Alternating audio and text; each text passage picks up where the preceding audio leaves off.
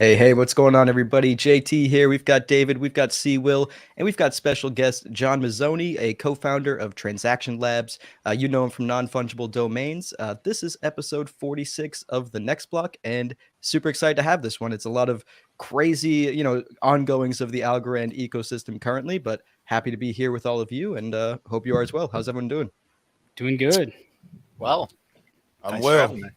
Been enjoying the all the chatter with Recoup in the morning every 9 a.m. about all the hacks that have been going on and everything within the ecosystem. So it's definitely been a very busy last few days for the Algorand community, to say the least.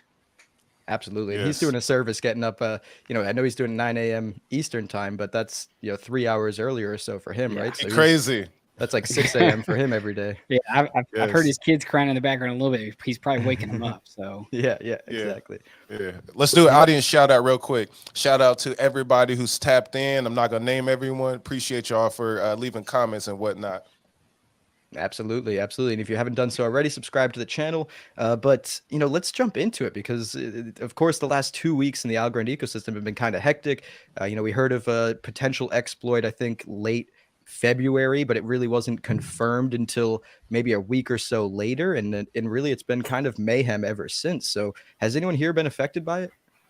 Well, our last episode, the hack started, we talked about it, remember? Yeah, we did talk about it, but it's been ongoing since, for sure. Severity has for no sure I'm unaffected. I'm very, very grateful. Shout out to Ledger. Yeah, Ledger saves a lot of people, obviously. Because even if you had your MyAlgo seed phrase, but it was connected to your Ledger, obviously you're still safe. So they were able. Right. Now I don't know about rekeying. I'm sure you would still be safe in that instance as well, because you would still probably need that device to sign this transaction. So obviously people who are using cold storage are, faring the best. I was not affected either. Kind of still surprised that, I actually just remembered today, like right before the show, I was like, I know I have more NFTs. Why am I not seeing all my NFTs since I moved everything? And I realized I still had tons for sale on Rand Gallery that I was like, oh shoot, I actually got to go unlist them. So it actually shows me that I have one because I'm opted into so many. So I just thought maybe I'd opted into it and sent it out previously. No, so I just went and sent like the remaining 15, 20 NFTs that I had. And so, so I'm at least glad that the hacker is not able to rekey my account or get into it yet.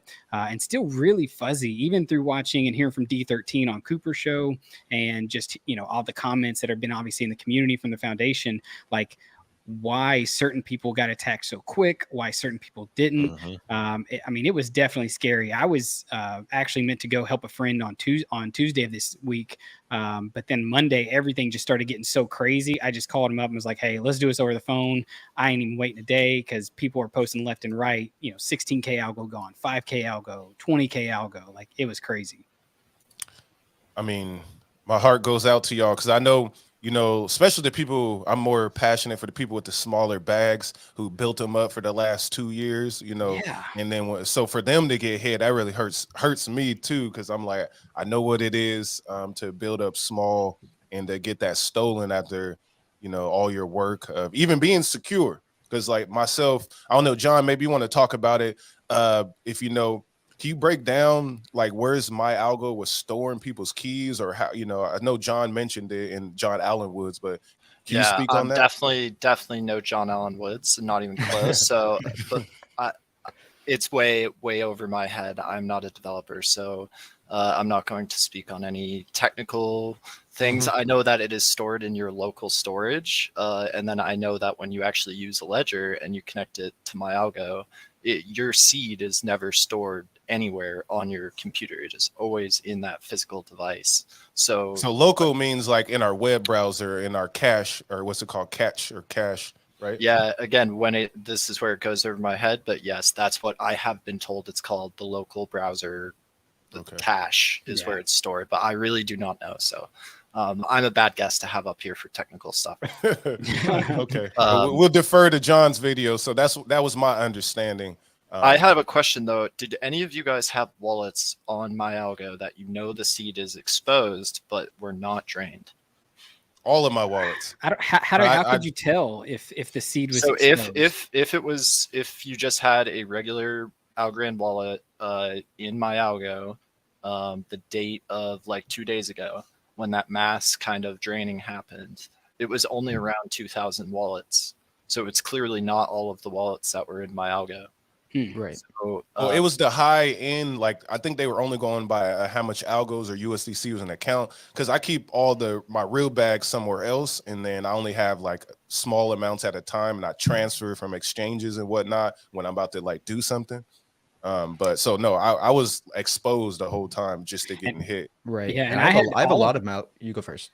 I was just saying, I have like, I had 4 my algo accounts. 2 of them, 2 of them were para technically, but I had imported the seeds onto my algo. So I think that still qualifies them to technically being compromised. Yep. And none of them got touched. Still, none of them have been touched. So yeah, it's still very interesting. And at first I thought maybe I didn't get hit because my algo was technically on AlgoFi. So maybe if they looked at my account, and this is when they were doing manually, or when it looked like it was manual, I was thinking maybe because they didn't see the algo was technically in the account, like because it was in another, in AlgoFi or staked in AlgoFi. But I don't know. I mean, that's just me as non-developer thinking why they chose certain counts. Obviously, the first round was just trying to get as much as they possibly could and drain the biggest accounts. But yeah, it still doesn't make any sense as to why certain people were hit very fast and others, maybe even with more. Because I know people in the space who have more algo. Even my buddy who had it in AlgoFi, 17K algo,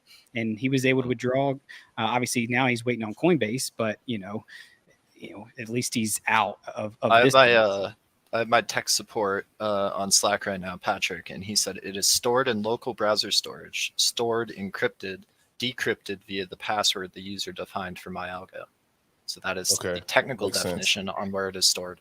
So it's like when we're using our Google, right? I got my Google set up so I don't have to type in my password. When you hit that button there, it gives, the backend access basically to get to your password or your private keys. That's what it seems like. Yeah, so it's encrypted in local storage, and then your password is used to decrypt.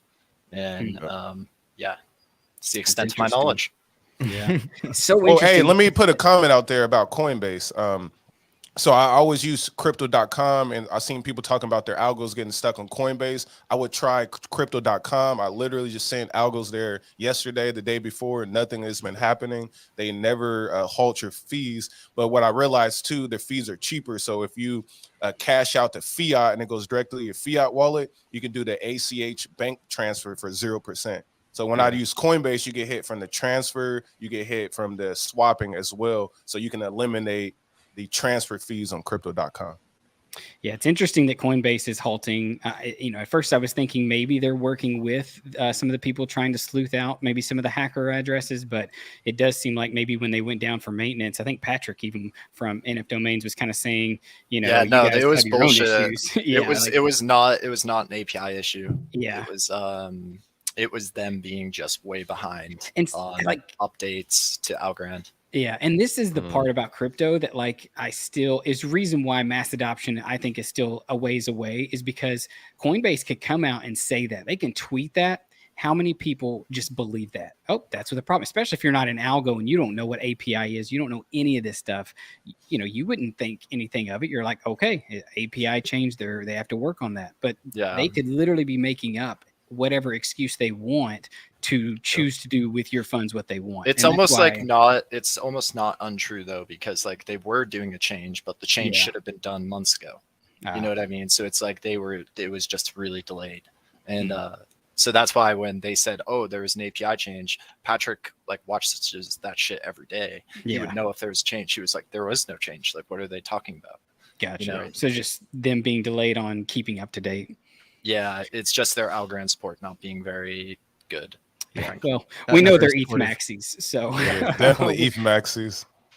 Yeah. Also, for everybody watching right now, I know I've waited a little bit. If you're here wondering about the giveaway that's going to be happening, there is going to be a game that you're going to be able to play. I'm going to, I was just making sure that there was enough people obviously tuned in and watching before we start to reveal that. Currently, though, there is up to 500 algo. Thanks to John, he doubled what I put in there, so we're at 500 algo for the giveaway, as well as 4 or 5 NFTs. And it's going to kind of be in light of, with the recent wallets being drained, there's going to be a game that you can play to actually decode the keys to a wallet, and then whoever the first person is to get there will obviously be able to drain this wallet and take away a little bit of prize money. So a little way to make the mood, somewhat fun with what's all going on. Get ready, y'all. Get ready. But so JT, obviously, you got something, JT? Oh. No, I was just going to say, we heard John talked a little bit about as well with what Cooper was saying this morning on his show with the whole, Borderless and, the lawsuit that is apparently going on. Like, do you think that this could have, anything deeper meaning, or is this, what are your thoughts there? I don't know. I don't want to speculate too much on that topic. Yeah, I really don't know what to think about it. Doesn't look great, but I suppose they'll have their day in court to. And I haven't looked through all of the docs yet, so I really just got the high level from Coop this morning, and then I went and found it, and I haven't had the time to really sit there and read the hundreds of pages of docs, but it doesn't look great. I'll say that. It definitely it just kind of brings everything back into focus that this space, because of how unregulated it is, like it's cutthroat in a way, right? People are out to make money. These businesses, I mean, yes, we want to see things succeed if they're building on Algorand, but you still have no idea what's going on behind the scenes that these people are, facing. I mean, heck, I remember not even too long ago, there was somebody, I don't remember which protocol, it wasn't on Algorand, but he was saying that, he made a really weird tweet saying like, hey, if I end up dead and, blah, blah, blah, this is what happened. And then the dude ends up dead. Like, obviously I don't know how much of that's true and false, but like, when you're dealing with money and big money, like, anything can happen. Yeah, it's like Zach XBT having like death threats, he can't leave his house kind of things. Like, I won't compare this to, death threats or anything, but like, we've worked closely with the MyAlgo team, and so we're like friendly with them. So that's why it kind of puts me in an uncomfortable position to like judge them, because to me, they've been nothing but great, like partner wise. But yeah, you just never know about this kind of stuff. So, I mean, that person clearly feels that they have a case here. So I don't know how to feel about it, but the good thing in my, silver lining is it's not Algorand related. So, this is, Well, the scary part about this space is, even for us as investors, it's like we're startups building on another startup. So it's fragile right now. So kind of leaning into that, what are your all's thoughts right now with, where Algorand is at? How bad is this going to hurt the ecosystem moving forward?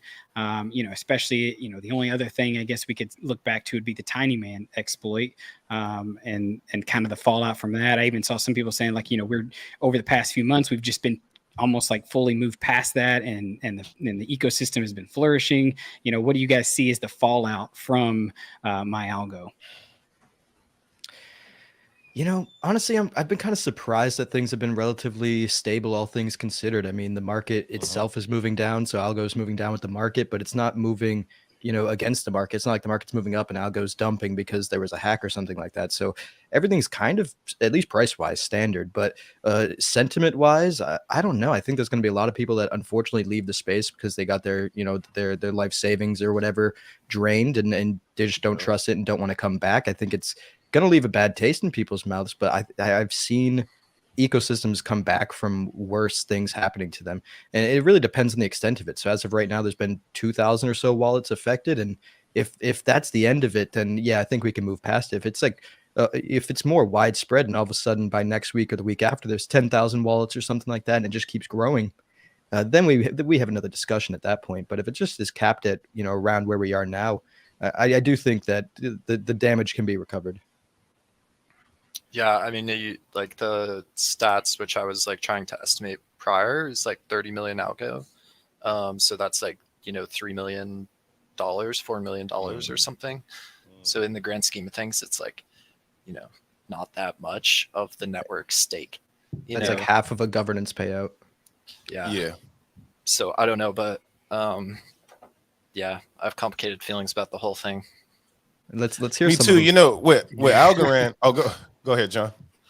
No, I think like people have like really high expectations of the foundation, and they have like number one, they can't security audit every single thing that is on mainnet, and like okay, maybe there is an argument that they could have helped my algo more as far as like security audits and like making sure they have regular security audits or whatnot, but like that's so like looking in the rearview mirror kind of thing, in my opinion. And then also it's like any way you formulate like a recompensation fund, I have a huge problem with it.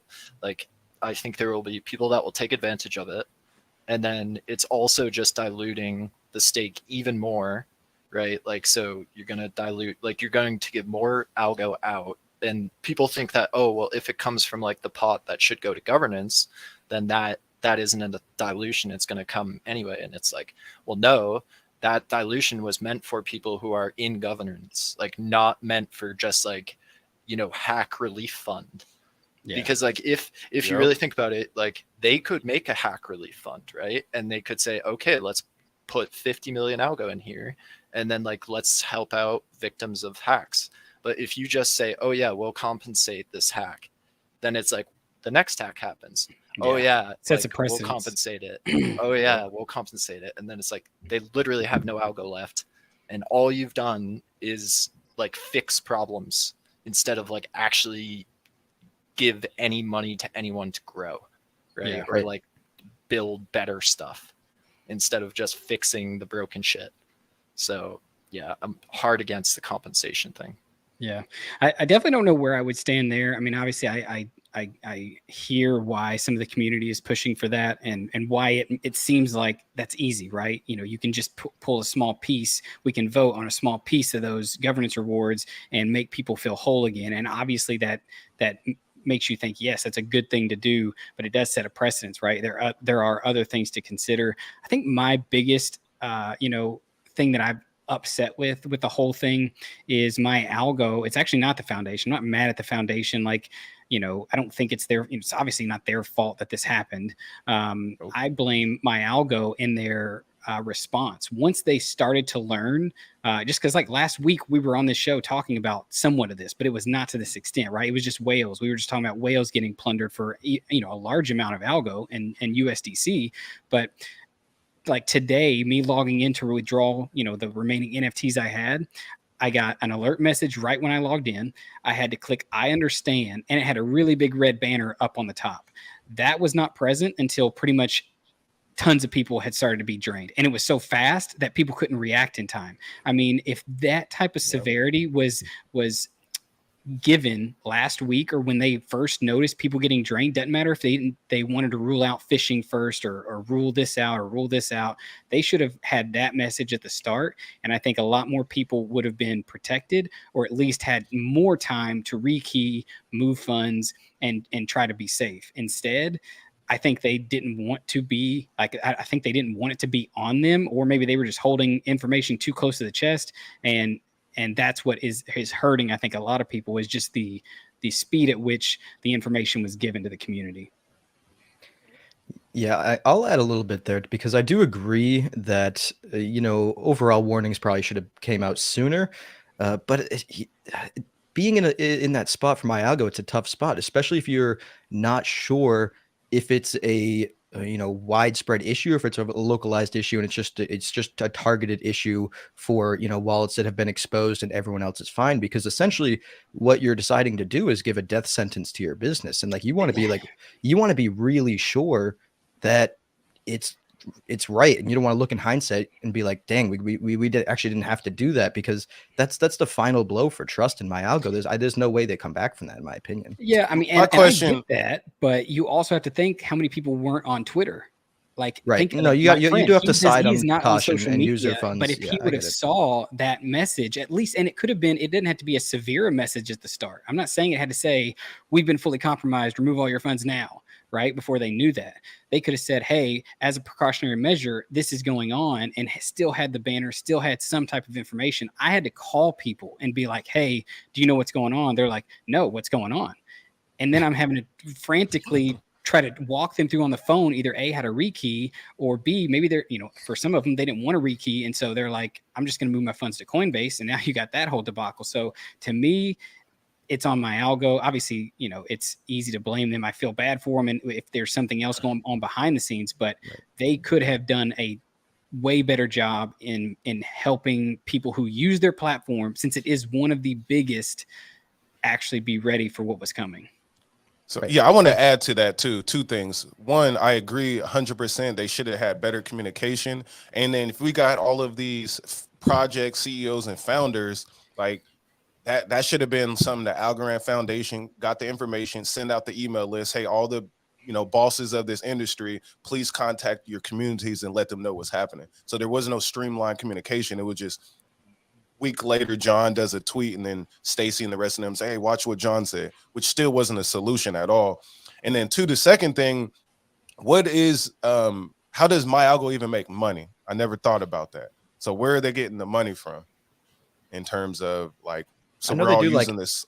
I know they do ads and stuff. So whenever you log in, you can see ads on the top. I'm not sure where the bulk of their money comes from, but because it's one of those things, like if it doesn't fully affect your bottom line or your money, you got to help out the community. That's like kind of where I'm standing at. Because like if something happened with NFT Explorer, we know they weren't like big cash cows or making money. So it would have been, a similar platform where they should have said something, in my opinion. My understanding is they were, essentially paid by the foundation kind of at inception of Algorand. Yeah.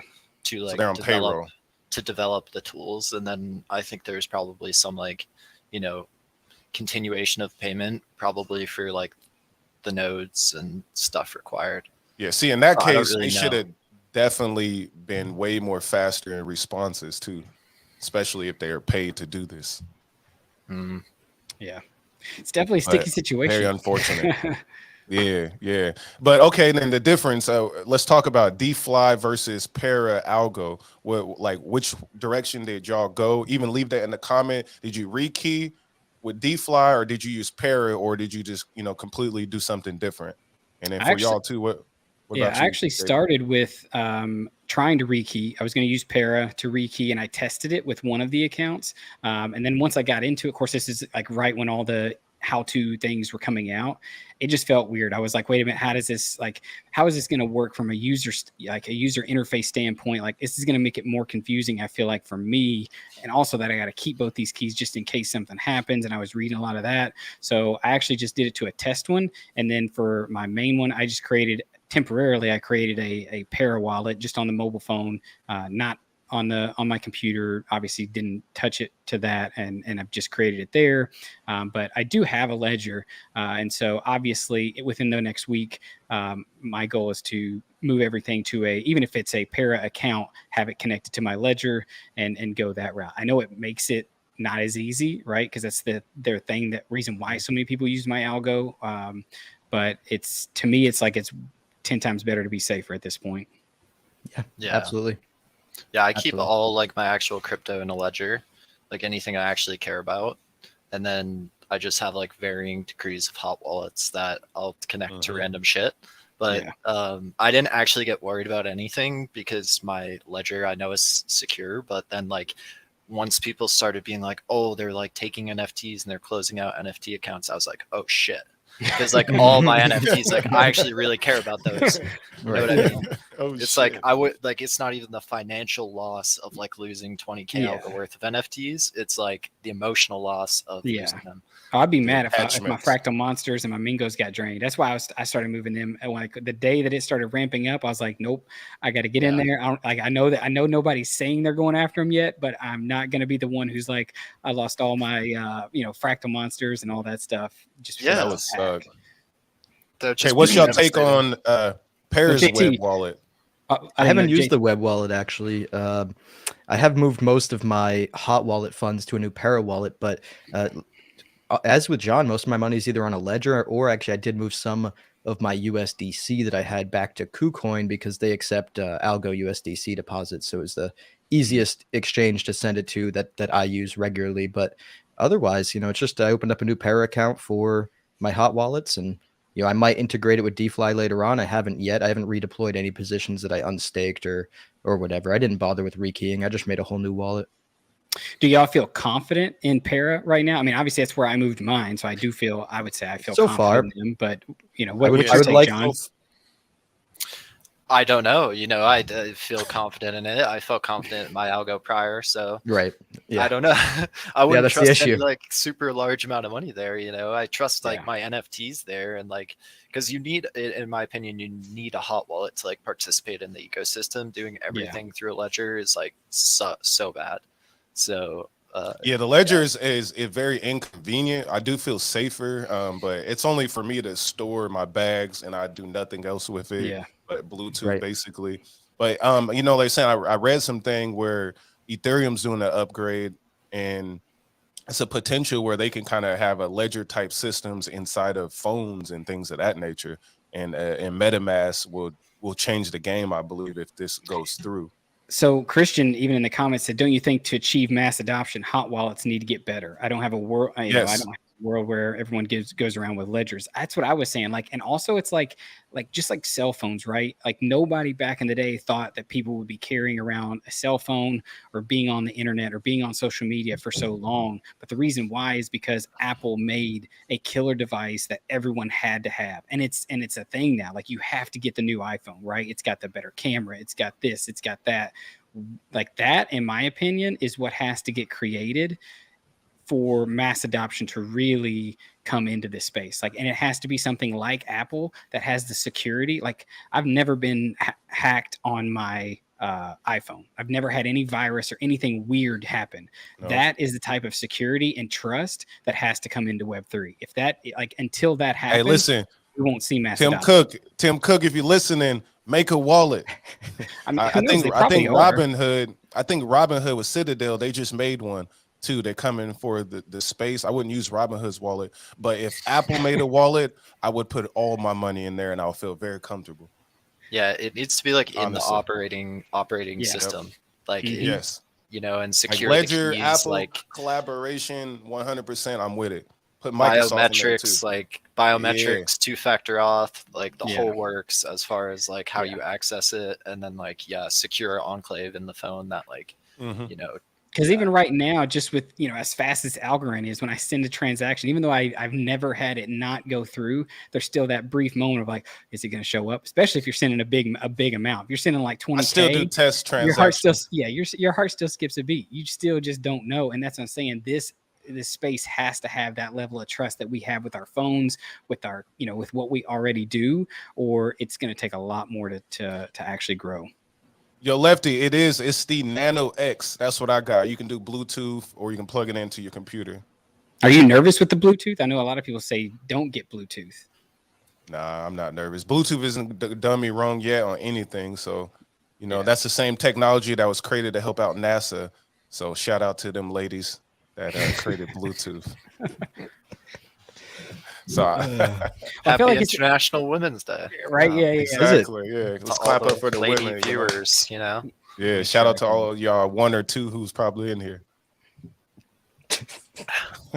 All right, so since we're at a somewhat of a in between, I can go ahead and do the giveaway or start the process for that. Sure. So for anybody that is watching, obviously I've hinted on my Twitter and whatnot about a game that you can play during today's show. So obviously I'm going to send a tweet out as well. But if you're watching the show right now live, you get I'm gonna give you a minute head start. Lefty's a lady. Shout out to Lefty. So get your I thought it was a dude the whole time. You're probably going to want to take a picture of this screen that's going to pop up because it'll give you a head start. But I'm going to go ahead and share my screen. JT, if you want to bring that up. So this is the wallet drain challenge. Right now, you can see in front of you a crossword puzzle, guys. This crossword puzzle, you can see, obviously, you can take a screenshot of it. You can take a picture of it.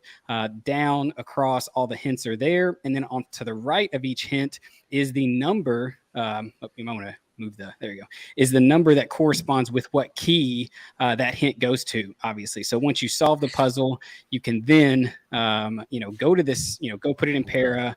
input the imp phrase, and if you can drain that wallet fast enough, then you will be the one who walks away currently with 500 algo, 1,000 Dfly, 5,000 finite. There's like 5 or 6 NFTs in the wallet right now. So you guys obviously watching the show are lucky. You got a minute head start before I send. Hey, give him the first one. Give him the first one. You got to. Oh.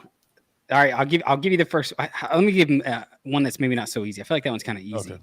Right? Because then you can connect other words and letters to that one. Yeah, I don't know. Let's go. So give him one. Give him one. All right, I'll do number 20. So 20 across is McDonald's became famous for selling these burger. The answer is, I feel like we're playing bingo. The answer is burger. Okay. All right. Y'all get that burger? We gave one to you. All right. So the tweet is out. The tweet is out. So if anybody now, it's full game for everybody. Retweet everyone. So go to my Twitter, like and retweet. I'm actually gonna watch the wallet and pull the wallet up and let's see how fast it gets drained. Yeah. Right. I have the burger. I have the address, right? I'll look it up on. Yeah. So far, no one has it. So obviously, we don't have any like cross. I feel like Seawheel's over here trying to solve all these. No, I'm just out here like, nah, man, I got hacked. I got to get this stuff. I know. I need that money. Outside of obviously what's happening, and we do have the foundation at 2:00. Stacy was grateful enough to not plan the meetup at 1:00. So Algorand Foundation is going to be talking at 2 about everything that's going on, give any updates and stuff like that. But even outside of Algorand, I've been watching the chart. I've actually sold a good bit of algo. I had been selling, but I sold more because obviously I was expecting this fallout to continue to cascade, kind of like we've seen with FTX with the Tiny Man hack, and it take weeks before we really see, the capitulation end. And like you were saying at the beginning of the show, JT, I don't even feel like we've even seen capitulation really start to happen yet. We've kind of just been trending down with the overall market. But you got Mt. Gox Bitcoins that are hinted to be released, I think on the 10th, which is this Friday, which those people, when they bought, or when those, I guess, Bitcoins were hacked or stolen or whatever, that was, they were, I think with the $800 was the value of that Bitcoin. And so now those people are getting the Bitcoin, and now it's worth like what, 21,000, I think is what Bitcoin's at. Are those people going to sell? Could that cause selling pressure? You got Silvergate and all that stuff. What are your all's thoughts right now with just the entire market? And JT, if you want to bring up some chart analysis and look at that, feel free to as well. Yeah, I mean, I guess I'll just start off by saying that the Mt. Gox situation, I mean, we've been hearing about this for so long now that it almost is just like get it over with type of thing. Just like just pull the Band-Aid off, because I can't imagine there won't be a lot of sell pressure from it. But I don't think it's going to end crypto. Of course, I think it might be present a great buying opportunity. But of course, some people that are getting their funds back after all these years are going to want to sell it and retrieve some money. And a lot of people are living paycheck to paycheck. There's going to be some sell pressure. I think there's no ifs, ands, or buts about it. But I'm not really too worried about it. Well, I'll say it's, how many tokens is it? That I don't know. I don't know, honestly. I'll pull it up because I don't know. I know it's a big dollar 30,000 or some shit. I know it's a big enough amount that obviously, you would think that the market would move. But then again, like so much of crypto, I feel like is bots trading anyways. That like, the price can be manipulated however they want. BTC is super liquid. Like you could dump hundreds of millions of it, and like move the price, but not that much. Right. And that's why I'm not even saying I really fear that like the actual selling of the Mt. Gox Bitcoins would tank the price. I'm just talking about, these are the headlines, right? It's buy the, or sell the rumor, buy the news, all that kind of stuff. Like, this seems like there's so much going on in the space right now. Negative. Are we about to see another, like, was this just a relief rally and we're about to start continuing down further into this bear market? Or do you guys think this is just some fear, some FUD to try to get people to sell, and we're still going to continue, maybe with a bounce higher and continue moving?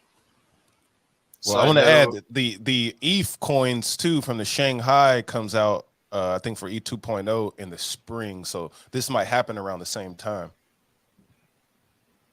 So apparently the bankruptcy trustees said it held a trove of 141,686 Bitcoin, as well as cash and Bitcoin Cash coins as of September 2019. So they probably have all the forked coins of Bitcoin as well, which is pretty great, I suppose. But you know, a little bit of good news right here. Right here at the top, the bankrupt Mt. Gox's largest creditor, so the person that they owe the most to, plans to keep their returned Bitcoin. So, you know, they say they don't plan to sell. So that's good for at least the largest creditor. But I'm sure there'll be still plenty of sell pressure from retail to get their money back if and when they do. Because as I said, we've been hearing about this now forever.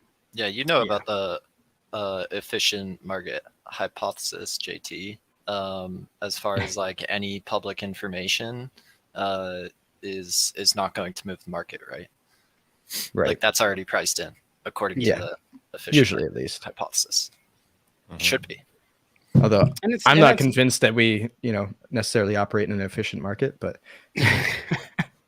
especially in the short term. It's like in the short term, it's not efficient. In the long term, it is, you know, so. Right. Yeah. Yeah, it's true.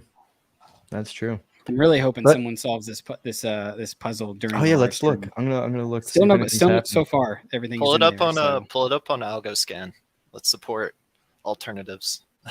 Right. Yeah, let's do it. Harsh is awesome too. So. Fractal Monsters is in the chat. I evolved 2 of my teen, I guess, monsters you could say, to adults. I only have like 3 or 4 babies left, and the rest are pretty much are adults. So I've been enjoying that game. That's the thing is Algorand ecosystem is going to survive this. For anybody watching, Algorand will survive. There are things building. There are people building. There are good projects here. There are good wallet solutions here, and more will come. Like, you know, it's just we need MetaMask. This is the early pains of being in an ecosystem, especially in a bear market, but not only a bear market is, you know, this is one hell of a bear market. You know, we got so much outside of just crypto that's crashing. So, well, let's talk about it. What you looking at? I see you be tweeting about some things. Let's talk about those tweets. What coins are you looking at? I mean, that's the thing. It is hard. I feel like I want to find projects that make sense, I guess, as far as like, you know, a future decentralized world. You know, it is kind of hard, though. It's kind of hard to know which projects are actually building, which ones are, you know, building things that are actually going to be used. I do like Filecoin. I've been dollar cost averaging into Filecoin. That just makes sense to me, right? It's one of those things that, you know, right now, Amazon Web Services, Google Services, they have a monopoly, and a better world would be a decentralized one where, you know, storage is done by anyone and everyone can partake in the network and earn and things like that. So that makes sense. There are other ones that I'm watching just from developer activity. I'm following a lot of that. That's why you probably see me retweeting a lot about Polkadot. It seems like they have a lot of developer activity. Obviously, Ethereum, I'm considering buying some ETH, not to use. It will probably sit on Coinbase when I buy it, and that is it. But I'm waiting for it possibly to fall down some more. And there's other ones, you know, Cosmos. I've looked at. I've not really bought too much of it yet, but really, I mean, I'll be honest. I've sold a bunch in the past. Like when Algo got to 28 cents, I sold a good chunk. At 23 cents, I sold another good chunk. And obviously, I have a little bit left. That's hilarious. Help them out on that one. I was literally going to give that one, but I thought that was too easy. They're all, what are they called? BIP 2048 words or whatever. There's only like 2,000 options. So how many beans could there be in that list of words? That's true. That's a good thing. You might want to actually have that pulled up, and you could just search it and like cross-reference. Yep. Yeah. I unmuted myself though. It's okay. I'll give him a hint. All right. So yeah, if you're on the stream, it's kidney bean. Okay, nice. There you go, Dennis. See, it pays to watch the show. Should I give another one? Maybe I should. Yeah, you might as well. Just throw one out. Let's wait. We have like 20 minutes left. Let's see if we have anyone smart enough to crack it, and if not, we'll give another word or two by the end if no one's cracked it. Where were we at though? We were talking about. Oh yeah. So you was looking at Cosmos. Yeah. Really, all I have a little bit of File, a little bit of Dot. Nothing like I'm not like this is the least I feel like bags wise I've had in a while. But I am planning to flip my Algo. Right. I sold Algo because I saw it running hot. And I just felt like, I listened to JT, there's charts were showing you should sell. I'm not a financial advisor. He's not a financial advisor, right? None of us are. But like for me, this bear market, one thing I have learned, and I hope one thing that people in this, chat are learning is emotionally attaching yourself to these tokens is not healthy. Like at least for me, it wasn't, right?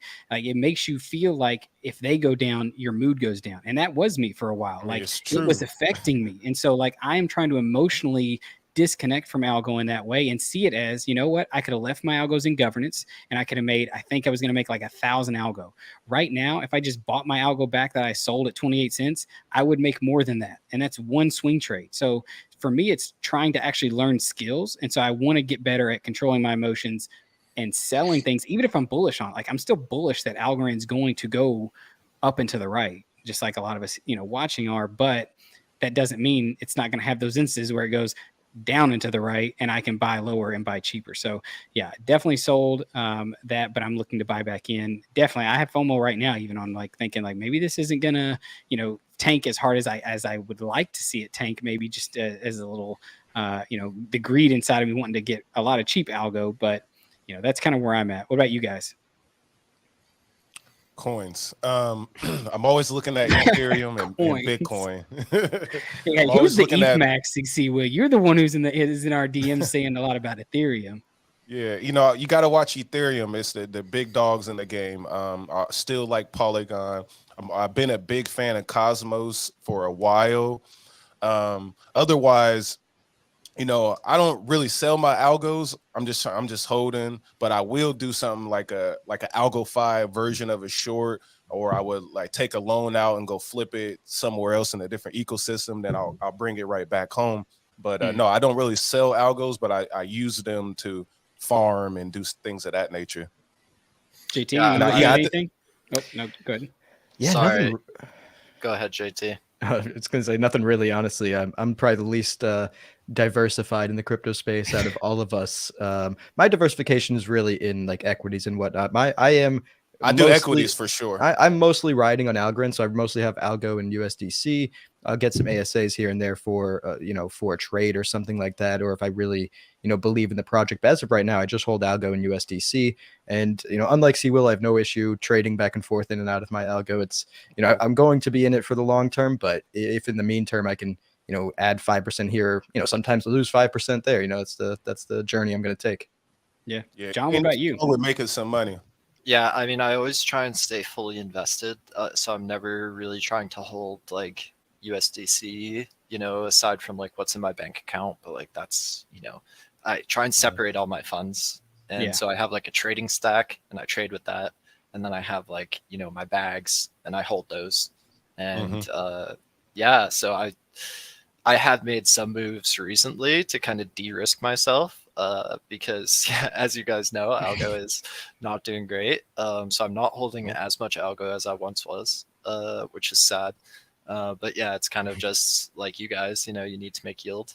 And so that's going towards that. But yeah, I still am heavily invested in algo, and like Transaction Lab has, we have millions of algo. So I'm like very exposed to algo already. So personally, I don't need to hold as much to like, if it goes up, I'm going to do good. So I don't need to personally hold as much. So, but yeah, it's tough out there. Like when you get hacked at an all-time low, like in the middle of bear market, like we just did, that's like about as confidence kicking as it gets. Yeah. Yep. So, I mean, unless we go like sub 10 cents, this is about the lowest morale that anybody will have. Even if we went back to like 16 cents, I think like morale actually improves, because like the further we get, the further we get from this hack, the better, I think. And I mean, it all matters what J Pow does, but that's a really good point though, honestly. J Powell really runs the market. Easy on the market. They're trying to increase the unemployment rate by 1% in a year, which that's always almost leads to a recession. I know JT's already shaking his head. I'll let you actually follow J Powell 10 times more than I do. So I just listened to him yesterday, but go ahead. I mean, I really wasn't going to add much, but I mean, I suppose like my only criticism there, because I know like the biggest clip that's going around from that Senate testimony is his back and forth with Senator Warren, Elizabeth Warren. Yeah. And you know, I might actually put a video about that out later today. But ultimately, in my opinion, he's not, what Jerome Powell said wasn't wrong. And like his goal is to increase the interest rate to combat inflation. One of the unintended consequences is a higher unemployment rate. And what they're targeting is 4.5%, which is still, as he said, better than it's been in most of the last 75 years. But to Elizabeth Warren's point, because she was trying to like criticize him for, you know, for raising the unemployment rate and kicking all those people out of, you know, out of their jobs and so forth, and really like make it seem like it was all his fault. But she made the point to say that inflation is caused by problems that can't be solved by the tool of the interest rate hike, which is one of the only tools the Federal Reserve has. She made a point to say inflation is caused by the Ukraine war, supply chain issues from COVID, and things of the sort. And those are all issues that the Congress has to deal with. Those are all issues that the Senate, herself, and the House of Representatives are supposed to deal with. That's a job for the legislators. The Federal Reserve doesn't have the tools. The Federal Reserve has the tools to deal with the demand side of the inflation calculation. The Congress has the tools to legislate to fix the supply side of the equation. And she was trying to, in my opinion, abdicate her and her body's responsibility in their duty in doing that side of the equation, and trying to pin all the blame on the Federal Reserve. So, did anyone bring up price gouging? No. Yeah. Actually, half of it is price gouging. No, Warren brought up price gouging as well, and that's another thing that's not in the tool of the Federal Reserve. That's in the tool of the legislators. They can put legislation and vote on legislation to end price gouging tomorrow if they wanted to, and there's no votes to do that. I don't believe in price gouging. I don't think it's real. It's like a myth. Right. And because like all right, there's this market. Break that down. There's a market, right? There's a market, like a free market. Given that nothing is like, you know, like stopped from entering this market. Yeah. Given a free market, if there is a good and you are willing to pay for it, that is a market.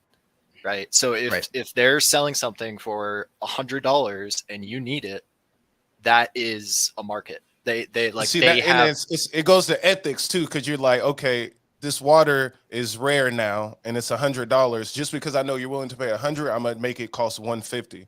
That's all they're doing. That should be stopped. Because at the end of the day, if you got a whole bunch of starving people, but it gets to that point, go business, or is that griminess, or is it that's like fraudulent? Really, if it was grimy, why wouldn't somebody else just go and sell water for cheaper? And my whole point too is like, I don't want just because it's legal doesn't mean that it ain't ethically okay. We look at the history, so that's fair too. And but to the broader point is like, whether you believe, you know, that that is a problem or isn't a problem isn't really the point of at least what I was saying. It's more the point that like Warren or a lot of the senators are really trying to abdicate their responsibility and say like all of the inflation problems are just because of the Federal Reserve, when they themselves have the ability to be, you know, basically everything Elizabeth Warren said was an issue. They could could write up a bill tomorrow and vote on it if they actually cared about it. But in my opinion, it doesn't seem like they care about what they yell about. And, you know, 2024 is right around the corner. I'm not sure if she's up for re-election in her seat. I don't believe so, but I'm sure everyone wants to make a name for themselves and, you know, have clips going around of, you know, themselves sticking it to the man or whatever it might be. But I don't know. But John, I'm with you though. Business, I just be against the ethics. It's about making money. I'm a big Elizabeth Warren fan, but like her policies, I like oftentimes really don't like. But I like her like personally. I'm from Mass and she's from Mass, and like she was my senator, so I kind of have like a thing for, you know, just like soft spot for Elizabeth Warren. But like, yeah, I mean, her when she goes off on price gouging, I like fume. Because it's like, this is a marketplace, right? If there's an issue with the marketplace, fix that. But if like if business is being conducted in this market and there is a need for a product and somebody is charging something for it, you don't have to buy it from them. Yeah, right? It's kind of like I don't know who it was. I saw somebody, and I feel like it was a big name person that was doing the video. I want to say it was what's the guy from Zombieland, the bald dude? What's his name? The actor.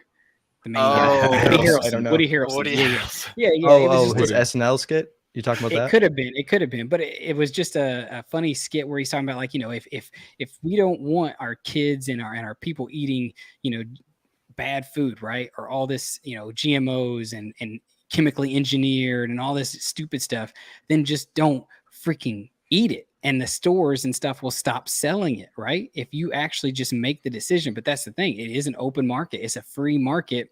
And if you're willing to pay, or if you're buying something, it's there. It's like people looking at us thinking we're stupid because we're buying NFTs. We're paying pictures of animals. And they're like, what the hell are you doing?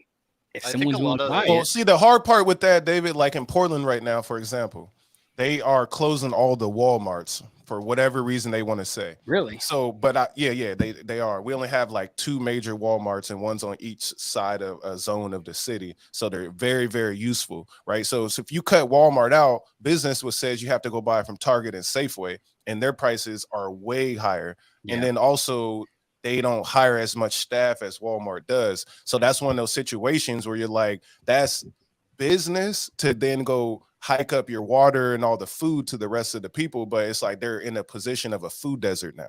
So that's a thing of where you go back to what JT was saying. That's the legislation, is like, just because now Walmart isn't making money or crime, right?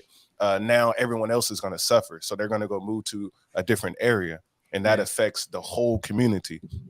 And then that's what the things that I don't like, because it's like, that's an American or an issue of a big city like this. Yeah, I definitely know that there are ethical things that, obviously suck when it comes to. But one could say just raise the prices, and then that's their fault. They can't afford it. And I don't think that's cool, because it's like everyone's not in the greatest economic position, especially if you look at public schools in like Portland, Oregon is one of the worst in the whole country. So we don't have quality education. And then that leads to taxes, and it just keeps going to a snowball effect where Walmart really matters here. Yeah, that's true. I mean, I get it. Yeah, I just and then everybody ain't watching the next block, so they missing out on this crypto and JPEGs.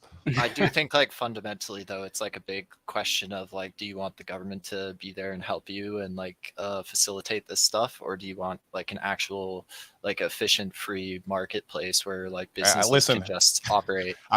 I've been to France and I've been to Europe plenty enough times. I'm like, it's a problem here, because even over there the food is fresher, the access and everything is cheaper.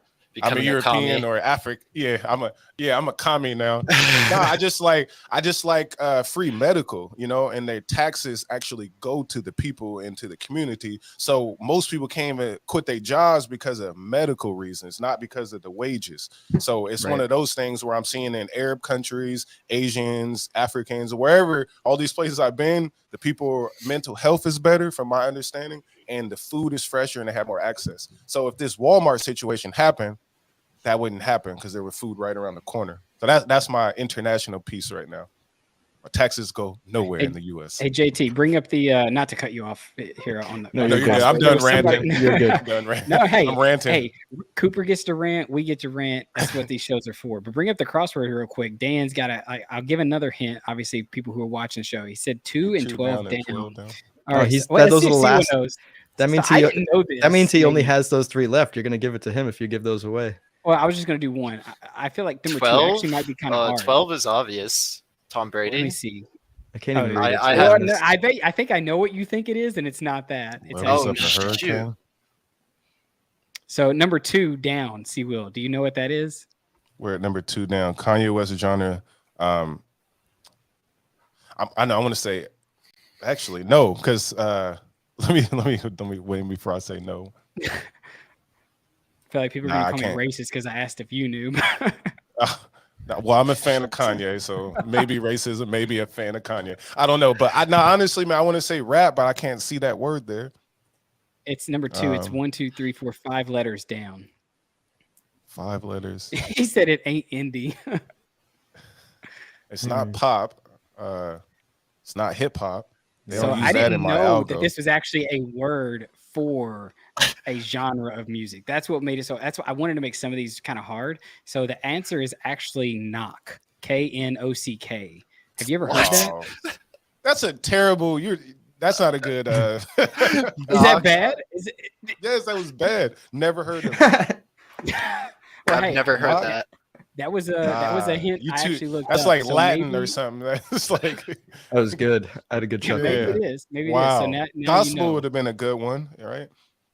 Maybe also, I think Christian was asking, David, are you still waiting for 0.9 cent algo? As my dryer goes off loudly. 9 cent algo, obviously. I actually did a post. Man, knock is not approved. Knock is not approved. I was just thinking for a second there, was that like a bad, derogatory way of calling. But apparently, like, I looked it up and it was like the first that Urban Dictionary. I mean, what is that? No, it was something, because I was on a website when I was creating this, and it was giving me the hints for most of these, and that was one of them. I was like, that seems like an interesting one, sure. But yeah, so 2 going down is knock, Knock. Even if it doesn't make sense, hey, you guys all right here watching the show, you got the advantage. If people are on Twitter, they're probably not going to know it, so you got the heads up. But let's see. It's too funny. I am not waiting for 0.9. Obviously, I don't. I'm not a doomsday person for algo right now. I see the chart right now. I think we're probably going to at least hit 18 cents. I think is the next area of support. 18, 19 for algo. 20 right now. So yeah, we're at 20 this as of today. I think we're like JT, or maybe it was John said, we could end up hitting 16 cents and kind of keeping that area of support. But I do think, the bleeding is not done yet. So I'm not FOMOing back in right now. I'm waiting to see, how the rest of the week plays out. Yeah. Cool. And honestly, most people should just dollar cost average if you're investing. But yeah, I do think, the pain's probably still here for a little bit longer. But I think that's just an overall market thing. I don't see how this affects Algorand market, any more substantially than the rest of them, to be honest. But on that note, we are, wrapping Dan up said here. 12 down, and I'm draining wallet, dude. If that's all you got, like that's we can't tell you. That's a pretty. I wouldn't say easy. Is it champion? No, it's not champion. Okay, sorry. Thought it might be helpful, but that's what we'll stay on for like 5 more minutes and hope somebody drains it live. I just want to make a little bit of a shout out for our next couple shows. So of course we've got John here right now, but he says he got it. Let's see. Nice. What do you think it is, Dan? Tell me, type it in the chat if you think. Well, we'll see if he drains it. We'll see. We'll see. Drain it, and then we'll know. So we've got Mark Yusko coming on next week on March 13th at 2:30 p.m. Eastern Standard Time. That's 11:30 a.m. PST. That's Pacific. And then we've got John Allen Woods and Jessica Chin, the new CMO of Algorand Foundation. And of course, John's the CTO, coming on March 15th at our regular time, 1 p.m. on Wednesday. So definitely check those out. Subscribe if you haven't already, and DM any one of us if you have questions for our upcoming guests that you want us to remember. It's got to be the words actually used in Bitcoin or in the crypto ability to generate keys. Just when you hit the words, they give you, when you get close to it, the word pops up. Just click that word. But no, it's not Giselle. Interesting. John, I'm excited to ask Jess when she gets on our show next week, what it's like coming in from a marketing standpoint, what it's like coming into what she has to step into, right? This is like bear market hacks. Yeah, I can't wait to hear her perspective on what she's got there. I need to get back to Nike or WhatsApp. Yeah. But no, John, I was going to ask you anything y'all would like to share with NFTs, just in case that you don't want to put anything out there. Yeah, we're launching vaults soon. So vaults will essentially allow you to have that, it'll allow you to store assets in your NFT. So it's going to be really cool, and no opt-ins or opt-outs going to a vault or from a vault. So opt-ins gone. I'm gonna be testing that out. Yeah, so it's gonna be awesome. It's gonna be very useful. But yeah, sorry, I just pulled up that space because Stacy's going on right now. Oh, go ahead. We got to get out of here then. Hey, everybody, make sure y'all like and retweet. Show NFT. Thanks for having me so much, guys. Yes, Dan, thanks for coming on, John. Appreciate you guys. Answering Dan's question. You can do it on Para, any of them. Para, I think you can do it on any. Don't use my algo. Yeah, don't use my algo. Go to Para. Yeah, you can enter it anywhere except my algo. You really want to get frisky, go to my algo and see if you can beat the hacker and drain that wallet. They'll be waiting for you. All right. So, all right. Great show, y'all. Thanks for everyone that joined in, and thanks for everyone that listened. Good luck to whoever's going to get that, drain that wallet. Tag the next block on Twitter when you do drain the wallet. We're really curious about it. Thanks to John for coming on the show. Shout out Non-Fungible Domains, and we'll catch you on Monday. See you, everybody. Peace.